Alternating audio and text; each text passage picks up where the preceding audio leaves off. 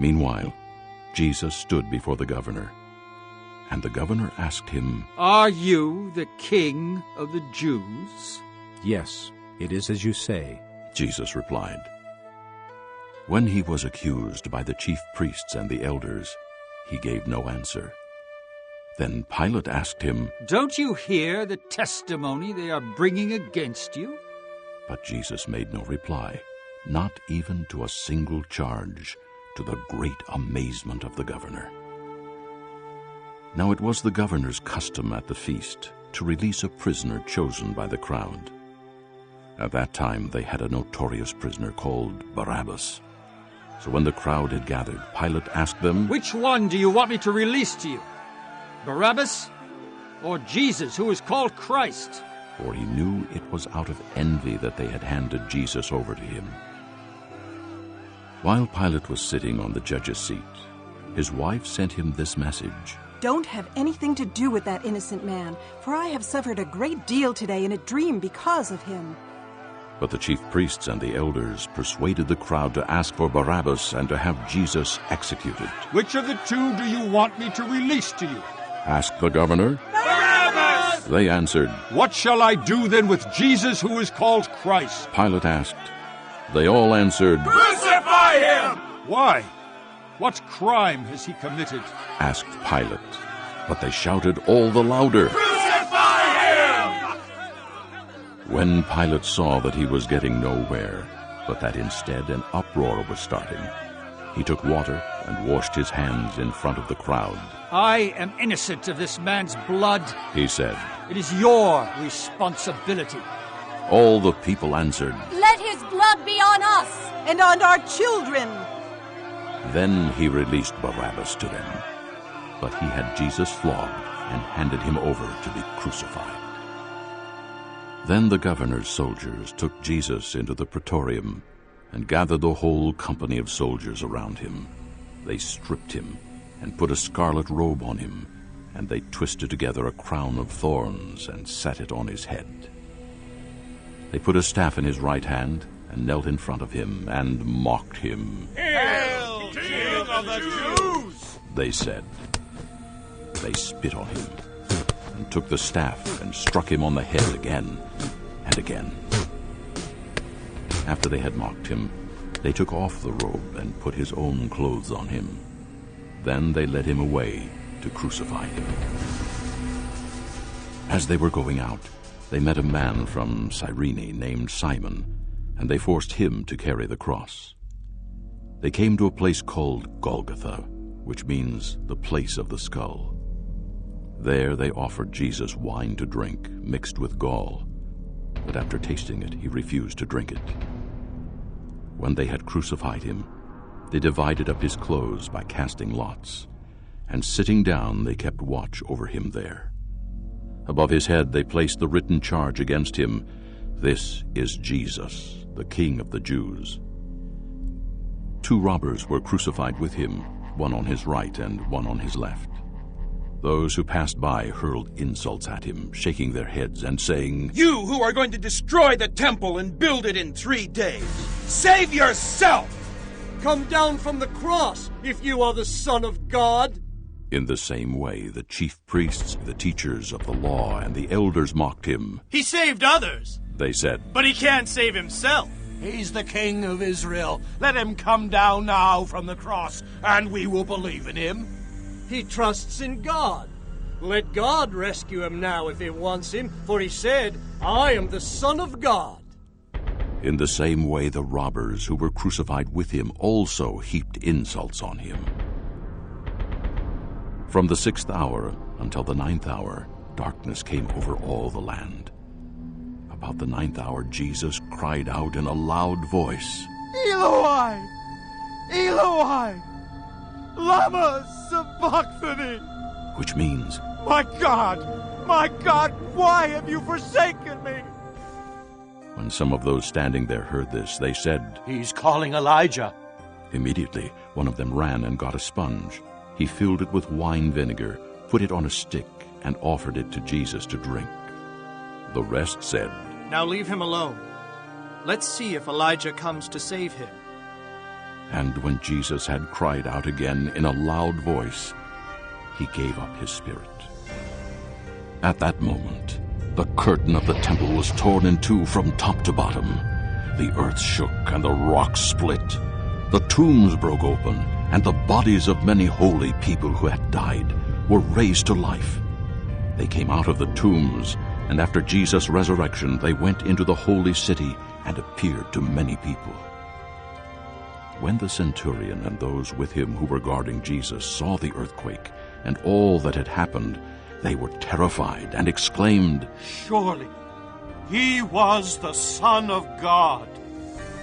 Many women were there watching from a distance.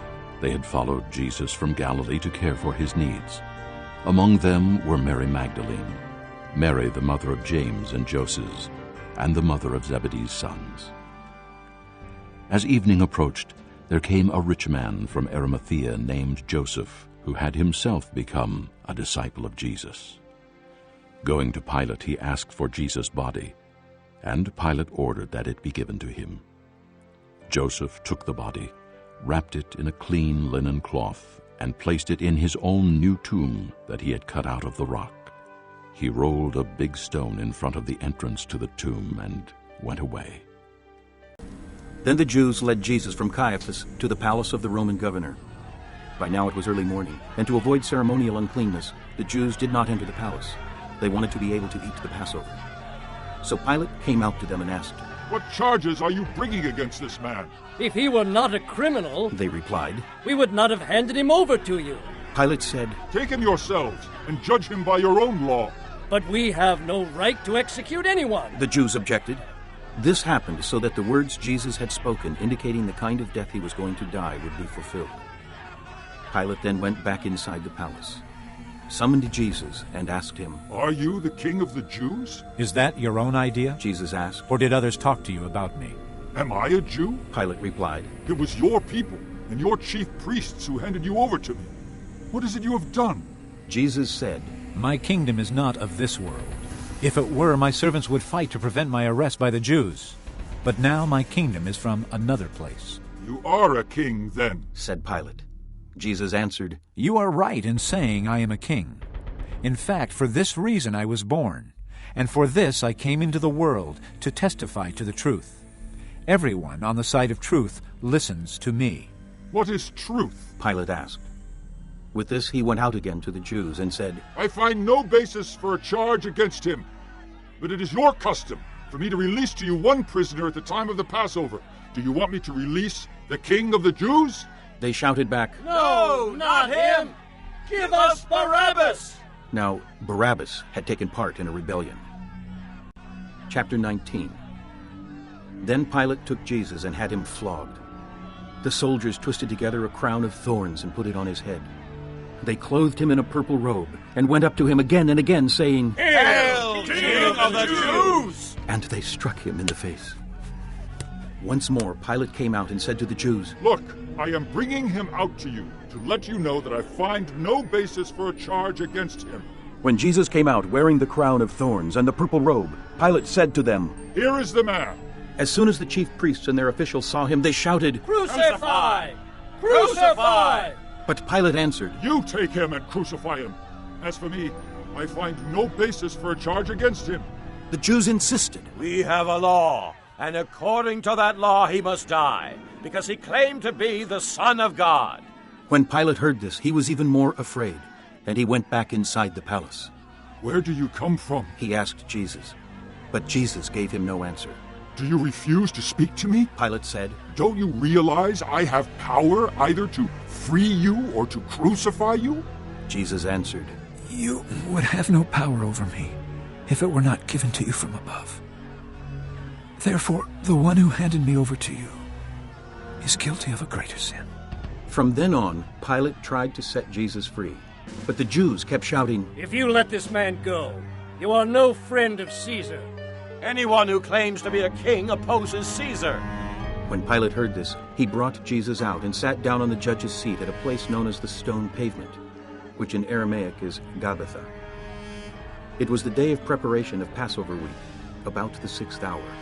Here is your king, Pilate said to the Jews. But they shouted, "Take him away! Take him away! Crucify him!"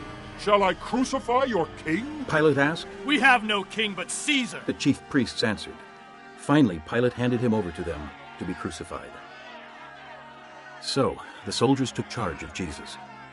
Carrying his own cross, he went out to the place of the skull, which in Aramaic is called Golgotha. Here they crucified him, and with him 2 others, one on each side, and Jesus in the middle. Pilate had a notice prepared and fastened to the cross. It read, "Jesus of Nazareth, the King of the Jews." Many of the Jews read this sign, for the place where Jesus was crucified was near the city, and the sign was written in Aramaic, Latin, and Greek. The chief priests of the Jews protested to Pilate, "Do not write the King of the Jews, but that this man claimed to be King of the Jews." Pilate answered, "What I have written, I have written." When the soldiers crucified Jesus, they took his clothes, dividing them into 4 shares, one for each of them, with the undergarment remaining. This garment was seamless, woven in one piece from top to bottom. "Let's not tear it," they said to one another. "Let's decide by lot who will get it." This happened, that the scripture might be fulfilled, which said, "They divided my garments among them, and cast lots for my clothing." So this is what the soldiers did. Near the cross of Jesus stood his mother's sister, Mary, the wife of Clopas, and Mary Magdalene. When Jesus saw his mother there, and the disciple whom he loved standing nearby, he said to his mother, "Dear woman, here is your son." And to the disciple, "Here is your mother." From that time on, this disciple took her into his home.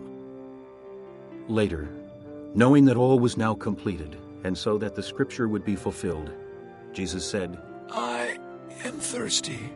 A jar of wine vinegar was there.